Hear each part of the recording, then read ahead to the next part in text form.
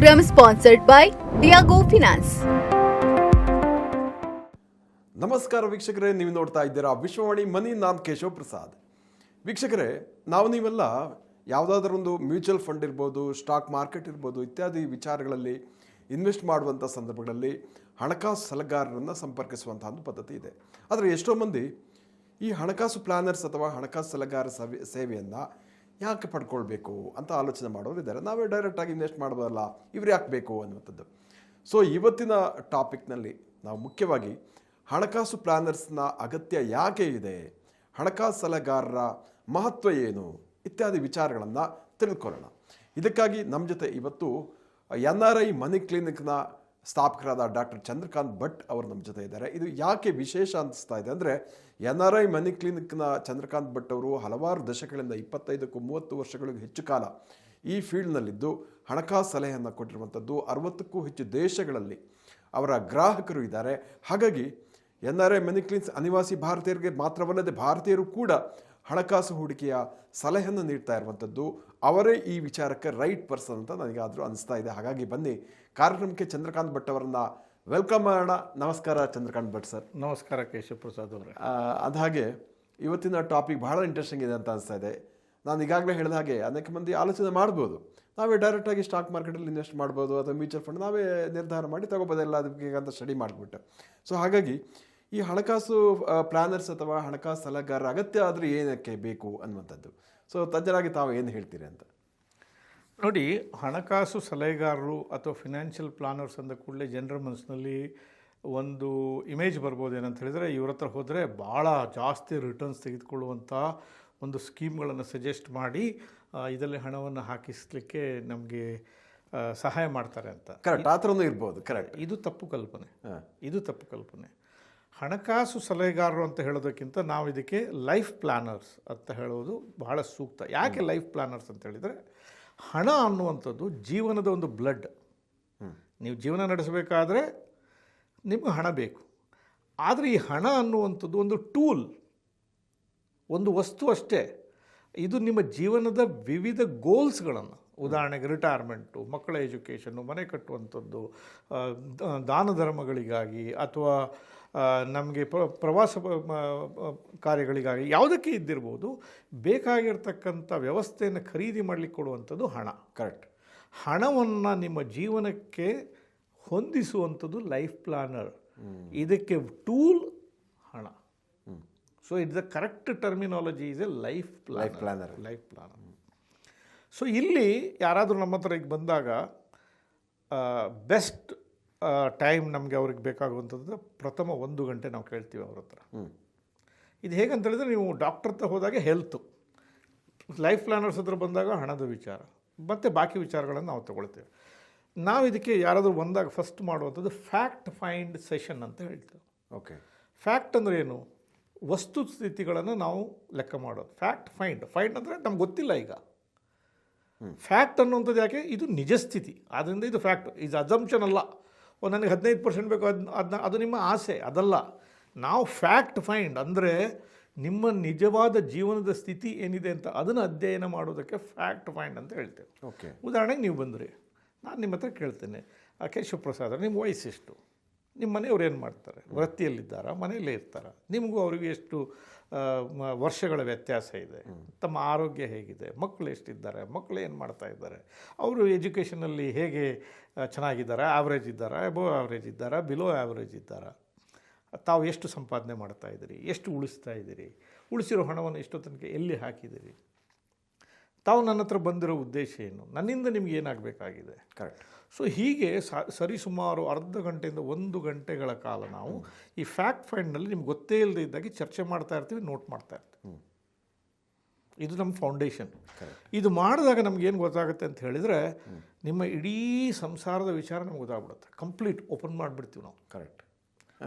Right. ನಾವು ಮೊದಲೇ permission ತಗೊಳ್ತೀವಿ. ನಾವು ಈ ಫ್ಯಾಕ್ಟ್ ಫೈಂಡ್ ಸಂದರ್ಭದಲ್ಲಿ ನಿಮ್ಮ ಹತ್ರ ಹಲವಾರು ಪ್ರಶ್ನೆಗಳನ್ನು ಕೇಳ್ತೇವೆ. ಕೆಲವು ನಿಮ್ಮ ವೈಯಕ್ತಿಕ ವಿಚಾರಗಳು, ನಮಗೆ ವೈಯಕ್ತಿಕ ವಿಚಾರದಲ್ಲಿ ಆಸಕ್ತಿ ಇರುವಂಥದ್ದಲ್ಲ, ಆದರೆ ಈ ವಿಚಾರಗಳು ನಮಗೆ ಗೊತ್ತಿಲ್ಲದೆ ಇದ್ದರೆ ನಾವು ಮಾಡುವ ಕೆಲಸದಲ್ಲಿ ಮಿಸ್ಟೇಕ್ ಬರ್ಬೋದು. ಆದ್ದರಿಂದ ನಾವು ಆ ವೈಯಕ್ತಿಕ ವಿಚಾರಗಳನ್ನು ಕೂಡ ಕೇಳ್ತೇವೆ ಮತ್ತು ಕಾನ್ಫಿಡೆನ್ಷಿಯಾಲಿಟಿ ಮೇಂಟೈನ್ ಮಾಡ್ತೇವೆ.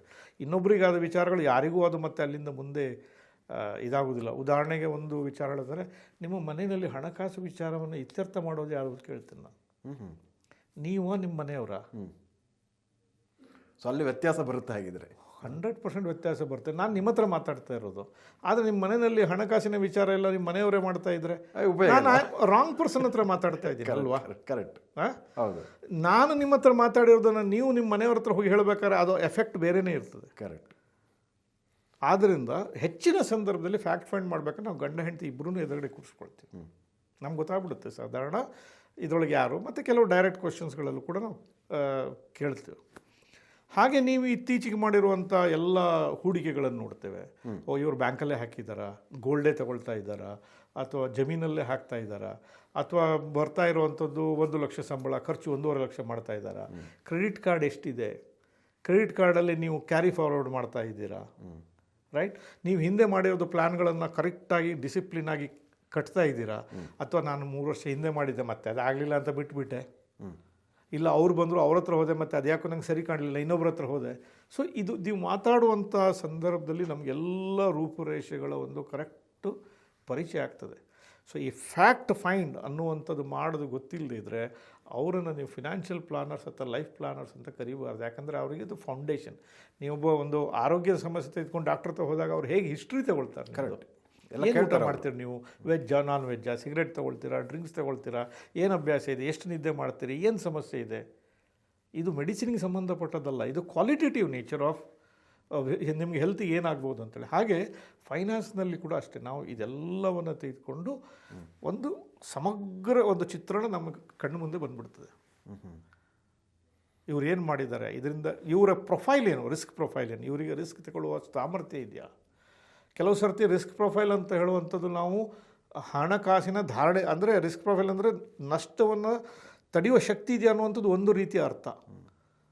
ಅಂದರೆ ಏನಾದ್ರು ಹೂಡಿಕೆ ಮಾಡಿದರೂ ಮತ್ತೆ ನಷ್ಟ ಆದರೆ ಇದಕ್ಕೆ ತಡ್ಕೊಳ್ಳಿಕ್ಕೆ ಆಗ್ತಾ ಇರುತ್ತೆ. ಇನ್ನೊಂದು ರಿಸ್ಕ್ ಪ್ರೊಫೈಲ್ ಮೆಂಟಲ್ ಅಂತ ಹೇಳಿದರೆ ಹಣ ಬೇಕಾದಷ್ಟಿದೆ, ಹಣ ಕಳ್ಕೊಂಡ್ರೆ ತಡೆಯುವ ಸಾಮರ್ಥ್ಯ ಇದೆ, ಆದರೆ ಮೆಂಟಲ್ ಪವರ್ ಇರೋದಿಲ್ಲ. ಉದಾಹರಣೆಗೆ ನಾನು ಎಲ್ಲವನ್ನ ಬ್ಯಾಂಕಲ್ಲಿ ಇಟ್ಟಿರ್ತೀನಿ. ನಾನು ದುಬೈನಲ್ಲಿ ಕೆಲಸ ಮಾಡಿರುವಂಥ ಸಂದರ್ಭದಲ್ಲಿ ನಮ್ಮ ಬಿಲ್ಡಿಂಗ್ನಲ್ಲಿ 8ನೇ ಫ್ಲೋರಲ್ಲಿ ಒಂದು ಬ್ಯಾಂಕ್ ಇತ್ತು. ಅಲ್ಲಿ ಒಬ್ಬರು ಗ್ರಾಹಕರಿದ್ದರು. ಹಾಗೆ ಕೆಳಗಡೆ 4ನೇ ಫ್ಲೋರಲ್ಲಿ ನಾನಿದ್ದೆ. ಮಾರ್ಕೆಟ್ ಒಂದು 500 ಪಾಯಿಂಟ್ ಕೆಳಗೆ ಬರ್ಬೇಕಾದ್ರೆ 8ನೇ ಫ್ಲೋರಿಂದ ಈ ಗ್ರಾಹಕರ ಕೆಳಗಡೆ ಬಂದು ನನ್ನ ಕೈ ಹಿಂಗೆ ಹಿಡ್ಕೊಳ್ಳೋರು. ಅಷ್ಟು ಪ್ಯಾನಿಕ್.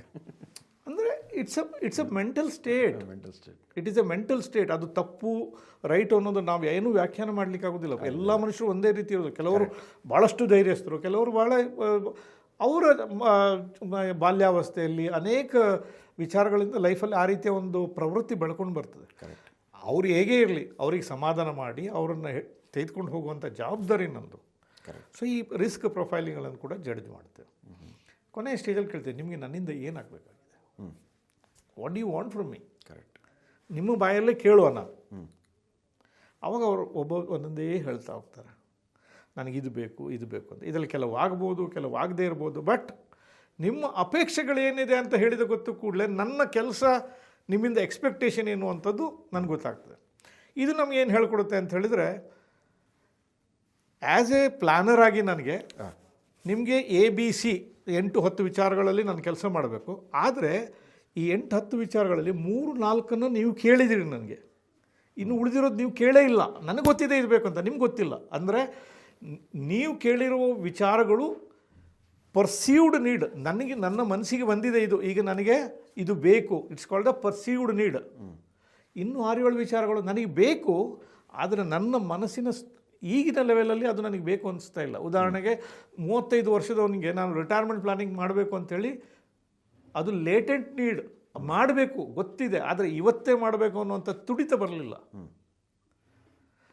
ಆಸ್ಪತ್ರೆಗೆ ಹೋಗಿ ಇಲ್ಲಿ ಸ್ವಲ್ಪ ಬ್ಲಡ್ ಶುಗರ್ ಜಾಸ್ತಿ ಆದ ಕೂಡಲೇ ಇಲ್ಲಪ್ಪ ನಾನಿನ್ನು ಡಯಟಿಂಗ್ ಮಾಡಬೇಕು ಅಂತ ಹೇಳ್ತಾರಲ್ಲ, ಲೇಟೆಂಟ್ ನೀಡ್ ಇದ್ದದ್ದು ಪರ್ಸೀವ್ಡ್ ನೀಡ್ ಆಗುತ್ತೆ. ಪ್ಯಾಂಡಮಿಕ್ನಲ್ಲಿ ಕಂಡಬಡೆ ಇನ್ಶೂರೆನ್ಸ್ ಪಾಲಿಸಿಗಳು ಸೇಲ್ ಆಯಿತು. ಯಾಕೆ? ಎಲ್ರಿಗೂ ಅನುಭವ ಆಯಿತು, ಅಯ್ಯೋ ಇನ್ಶೂರೆನ್ಸ್ ಬೇಕು ಅಂತೇಳಿ. ಸೊ ಹೀಗೆ ನಾವು ಲೇಟೆಂಟ್ ನೀಡ್ ಮತ್ತು ಪರ್ಸೀವ್ಡ್ ನೀಡ್ ಒಬ್ಬ ವ್ಯಕ್ತಿಯಲ್ಲಿ ಏನಿದೆ ಅನ್ನೋದನ್ನು ಗುರ್ತು ಹಿಡಿತೀವಿ. ಫಸ್ಟ್ ಪರ್ಸೀವ್ಡ್ ನೀಡ್ನ ಮೇಲೆ ಕೆಲಸ ಮಾಡ್ತೀವಿ, ಆಮೇಲೆ ಲೇಟೆಂಟ್ ನೀಡ್ನ ಬಗ್ಗೆ ಗ್ರಾಹಕರಿಗೆ ಮಾಹಿತಿ ಕೊಡ್ತೀವಿ. ಇದನ್ನು ಕೂಡ ಮಾಡಬೇಕು, ಇದು ಇವತ್ತೋ ನಾಳೆಯೋ ಮುಂದಿನ ವರ್ಷವೋ 5 ವರ್ಷದ ನಂತರ 10 ವರ್ಷದ ನಂತರ ಇದೆಲ್ಲ ಮಾಡಬೇಕು ಅನ್ನೋಂಥದ್ದನ್ನು ಒಂದು ರೂಪುರೇಷೆಯಾಗಿ ಹಾಕ್ಕೊಡ್ತೀವಿ. ಫ್ಯಾಂಟಾಸ್ಟಿಕ್. ಇದು ಪ್ರಾರಂಭಿಕದ ಒಂದು ಗಂಟೆ.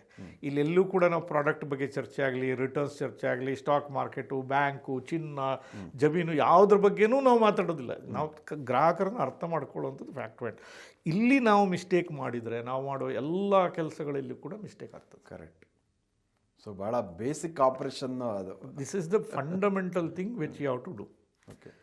ಸೆಕೆಂಡ್ ಸ್ಟೇಜಲ್ಲಿ ನಾವು ಕೇಳ್ತೇವೆ ಕಸ್ಟಮರ್ಗೆ, ಸರಿ ನೀವು ಇದೆಲ್ಲ ಹೇಳಿದ್ರಿ, ನಾನು ಈ ವಿಚಾರ ಹೇಳಿದೆ, ಸರಿ ನಾವು ಕೆಲಸ ಮಾಡಬೇಕಾದ್ರೆ ಬಜೆಟ್ ಎಷ್ಟಿದೆ ನಿಮ್ಮ ಹತ್ರ? ಏನೇ ಮಾಡೋಕ್ಕೆ ಹೋದರೂ ಕೂಡ ಫೈನಲಿ ಹಣಕಾಸಿನ ವ್ಯವಸ್ಥೆ ಬೇಕು, ರೈಟ್? ಕರೆಕ್ಟ್. ರೈಟ್. ಇಲ್ಲ ನಿಮ್ಮ ಹತ್ರ ಹಣ ಇಲ್ಲ ಹಣ ಇದೆ. ಹಣ ಇದ್ದರೆ ಎಷ್ಟು ಹಣ ಇದೆ, ಎಷ್ಟು ಹೊಂದಾಣಿಕೆ ಮಾಡ್ಬೋದು? ಕೆಲವರು ಇಲ್ಲ ನನ್ನ ಹತ್ರ ಇವತ್ತು ಹಣ ಇಲ್ಲ, 3 ತಿಂಗಳಲ್ಲಿ ನನ್ನ ಒಂದು EMI ಕ್ಲೋಸ್ ಆಗುತ್ತೆ, ಆಮೇಲೆ ನನಗೊಂದು 40,000 50,000 ಉಳಿತದೆ, ಅದರಲ್ಲಿ ಪ್ಲ್ಯಾನಿಂಗ್ ಮಾಡಿ ಅಂದರೆ ನಾವು ಟೈಮಿಂಗ್ ಮಾಡ್ಕೋಬೇಕಾಗ್ತದೆ. ಸೊ ಬಜೆಟ್ ಕೊಡ್ತಾರೆ ಅಥವಾ ಟೈಮಿಂಗ್ಸ್ ಕೊಡ್ತಾರೆ ಕಸ್ಟಮರ್, ಈ ರೀತಿ ಹೀಗೆ ಮಾಡ್ಬೋದು ಅಂತೇಳಿ. Next is road map creation. Correct. Road map ಏನಂತ ಹೇಳಿದರೆ, ನಿಮ್ಮ ವಸ್ತುಸ್ಥಿತಿ ನಮ್ಗೆ ಅರ್ಥ ಆಯಿತು, ನೀವು ನಮಗೆ ಬಜೆಟ್ ಕೊಟ್ರಿ, ಟೈಮ್ ಕೊಟ್ರಿ, ಈಗ ನಾವು ಇದನ್ನು ಹೇಗೆ ಮಾಡಬೇಕು? ಉದಾಹರಣೆಗೆ ನೀವು ಒಂದು ಬಿಲ್ಡಿಂಗ್ ಕಟ್ಟೋರಾದರೆ ನಾನು ಫೌಂಡೇಶನ್ ಹಾಕ್ತೇನೆ, ಆಮೇಲೆ ಗೋಡೆ ಕಟ್ಕೊಳ್ತೇನೆ, ಆಮೇಲೆ ಮಾಡ್ತೇನೆ, ಆಮೇಲೆ ಇಂಟೀರಿಯರ್ ಮಾಡ್ತೇನೆ, ಆಮೇಲೆ ಇದಕ್ಕೊಂದು ಟೈಮ್ ಫ್ರೇಮ್ ಕೊಡ್ತೀವಿ, ಮಾಡ್ಕೊತ ಹೋಗ್ತೀವಿ. That's called the road map or drawing board. So ಕಸ್ಟಮರ್ಸ್ಗೂ ನಾವು ಡ್ರಾಯಿಂಗ್ ಬೋರ್ಡಲ್ಲಿ ಹೇಳ್ತೇವೆ, ನೋಡಿ ಇದು ನೀವು ಮಾಡಿದರೆ ಇದು ಕಮ್ಮಿ ಆಯಿತು, ಇದು ಜಾಸ್ತಿ ಮಾಡಬೇಕು, ಇಲ್ಲಾಂದರೆ ಇದು ನೀವು ಮಾಡೇ ಇಲ್ಲ, ಇದನ್ನು ನೀವು ಪ್ರಾರಂಭ ಮಾಡಬೇಕು. ನಿಮಗೆ 5-6 ನೀವು ಇನ್ಶೂರೆನ್ಸ್ ಮಾಡಬೇಕು, ಎಮರ್ಜೆನ್ಸಿ ಫಂಡ್ ಮಾಡಬೇಕು, ನೀವು ರಿಟೈರ್ಮೆಂಟ್ ಫಂಡಿಂಗ್ ಮಾಡಬೇಕು, ಮಕ್ಕಳ ಎಜುಕೇಷನ್ ಬಗ್ಗೆ ವ್ಯವಸ್ಥೆ ಮಾಡ್ಕೊಳ್ಬೇಕು, ಮನೆ ಕಟ್ಟುವುದಕ್ಕೆ ಈ ವ್ಯವಸ್ಥೆ ಆಗಬೇಕು. ಇದೆಲ್ಲವನ್ನು ಮಾಡಿ ಒಂದು ರೋಡ್ ಮ್ಯಾಪ್ ಕ್ರಿಯೇಟ್ ಮಾಡ್ತೇವೆ. ರೋಡ್ ಮ್ಯಾಪ್ ಕ್ರಿಯೇಟ್ ಮಾಡಿದರೆ ಎಲ್ಲವನ್ನು ಒಂದೇ ದಿವಸ ಇಂಪ್ಲಿಮೆಂಟ್ ಮಾಡಲಿಕ್ಕೆ ಆಗೋದಿಲ್ಲ, ಹಣಕಾಸಿನ ಲಿಮಿಟೇಷನ್ಸ್ ಇರುತ್ತೆ. ಕರೆಕ್ಟ್. ನನಗೆ ಇಷ್ಟೇ ಕೊಡಲಿಕ್ಕೆ ಆಗುವಂಥದ್ದು. ಆವಾಗ ಏನು ಮಾಡ್ತೀವಿ, ಪ್ರಯಾರಿಟೈಸ್ ಮಾಡ್ತೀವಿ, ಯಾವುದನ್ನು ಮೊದಲು ಮಾಡಬೇಕು, ಯಾವುದನ್ನು ನಂತರ ಮಾಡಬೇಕು. ಈಗ ಒಂದು 30-35 ವರ್ಷದ ಒಬ್ಬ ವ್ಯಕ್ತಿ ನನ್ನ ಹತ್ರ ಬಂದರೆ ಆತನ ಜೀವನ ಇದೇ ರೀತಿ ಇರುವುದಿಲ್ಲ. 30, 35, 40, 45ರಲ್ಲಿ ಅವನು ಅಭಿವೃದ್ಧಿ ಹೊಂದ್ತಾ ಇರ್ತಾನೆ, ಸಂಬಳ ಜಾಸ್ತಿ ಆಗ್ತದೆ, ವೃತ್ತಿ ಚೇಂಜ್ ಆಗ್ತದೆ, ಬೇರೆ ದೇಶಗಳಿಗೋ ಇನ್ನೇನೋ ಎಲ್ಲೇ ಹೋಗ್ತಾ ಇರ್ತಾರೆ, ಚೇಂಜ್ ಆಗ್ತದೆ. ಸೊ ನಾವು ಒಂದು ರೋಡ್ ಮ್ಯಾಪ್ ಹಾಕಿರೋದ್ರಿಂದ ಫಸ್ಟ್ ನೋಡಪ್ಪ ಇವತ್ತಿನ ದಿವಸ ಫಸ್ಟ್ ಬೇಕಾಗಿರೋದು ನಿನಗೆ ಇನ್ಶೂರೆನ್ಸ್. ನಿನ್ನ ಹತ್ರ ಇಷ್ಟು ತನಕ ಮಾಡೇ ಇಲ್ಲ, ಮಾಡು. ಇಲ್ಲ ಇನ್ಶೂರೆನ್ಸ್ ಆಲ್ರೆಡಿ ಆಗಿದೆ, ನಿಮ್ಮ ಹತ್ರ ಎಮರ್ಜೆನ್ಸಿ ಫಂಡ್ ಇಲ್ಲ, ಇದನ್ನು ಬಿಲ್ಡ್ ಮಾಡೋ. ಹೇಗೆ ಎಮರ್ಜೆನ್ಸಿ ಫಂಡ್ ಮಾಡಲಿಕ್ಕೆ?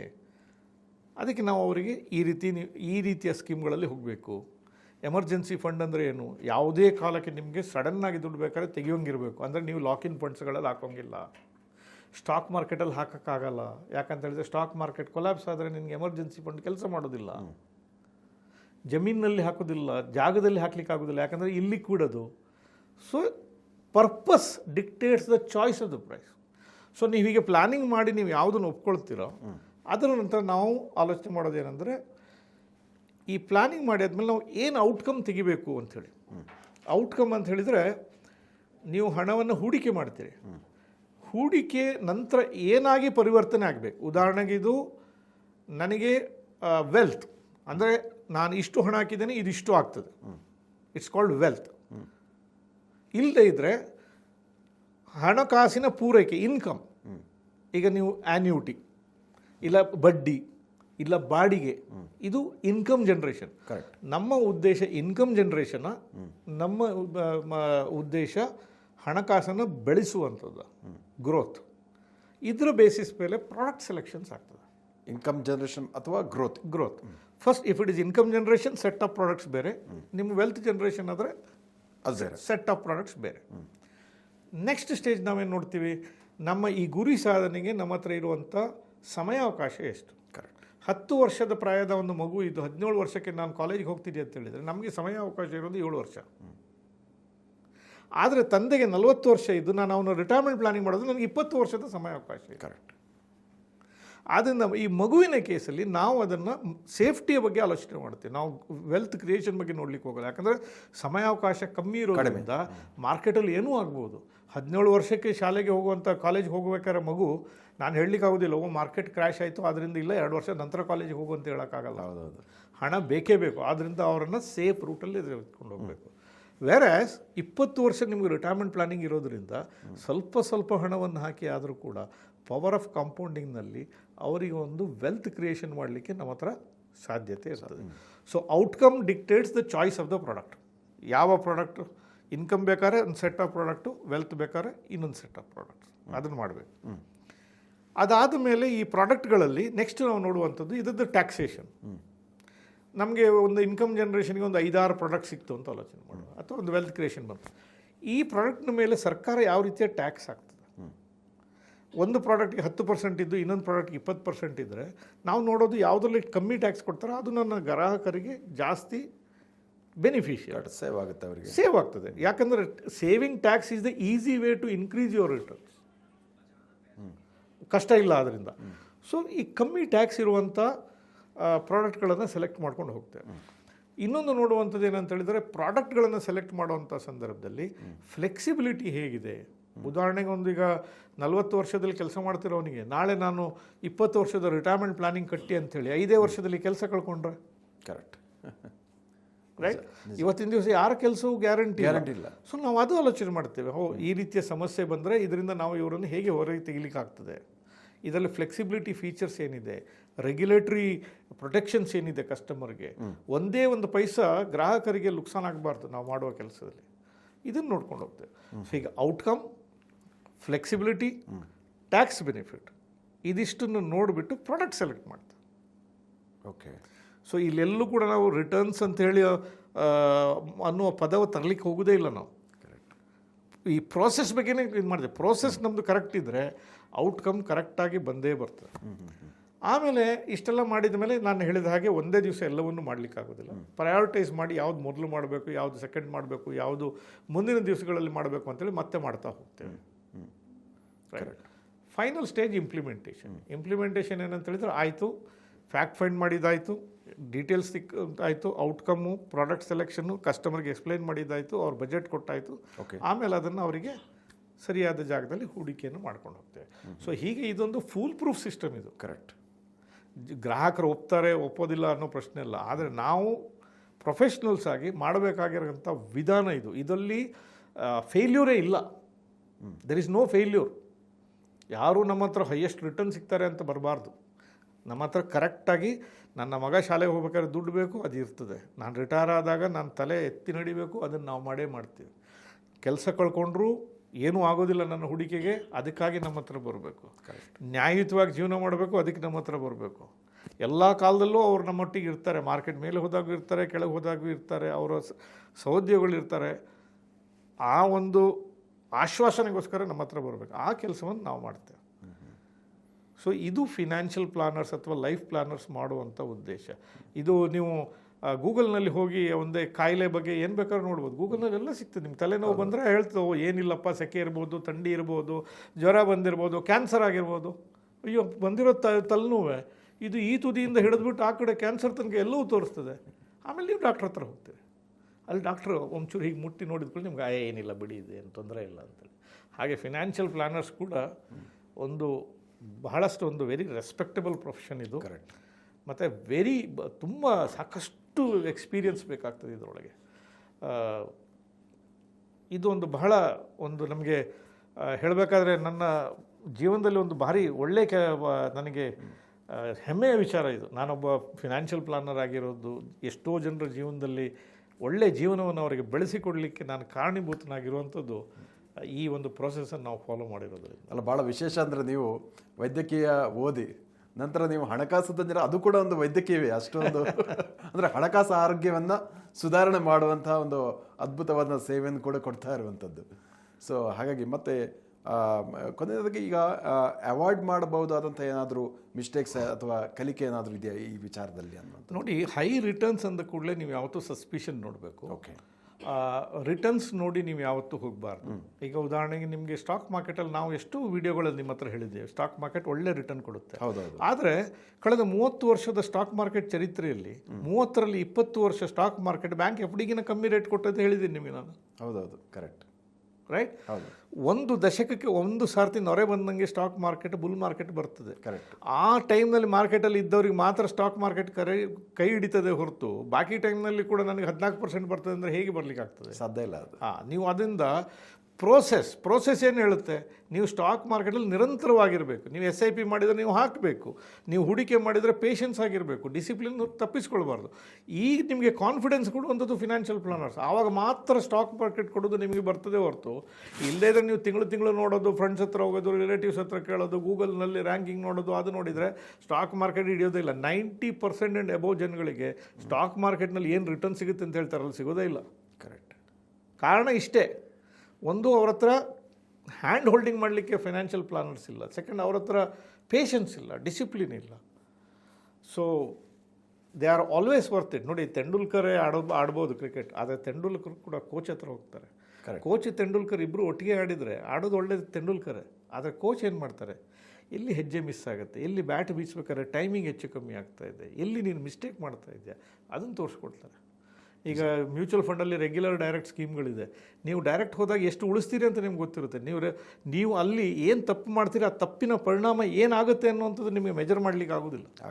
ಕರೆಕ್ಟ್. ಸೊ ಭಾಳ ಅದ್ಭುತವಾಗಿ ಹೇಳಿದಿರಿ. ಯಾಕಾಗಿ ಹಣಕಾಸು ಪ್ಲ್ಯಾನರ್ಸ್ ನಮಗೆ ಅಗತ್ಯ ಇರುತ್ತೆ ಮತ್ತು ಯಾವ ರೀತಿಯಲ್ಲಿ ಅವರ ಕಾರ್ಯವೈಖರಿ ಇರುತ್ತೆ.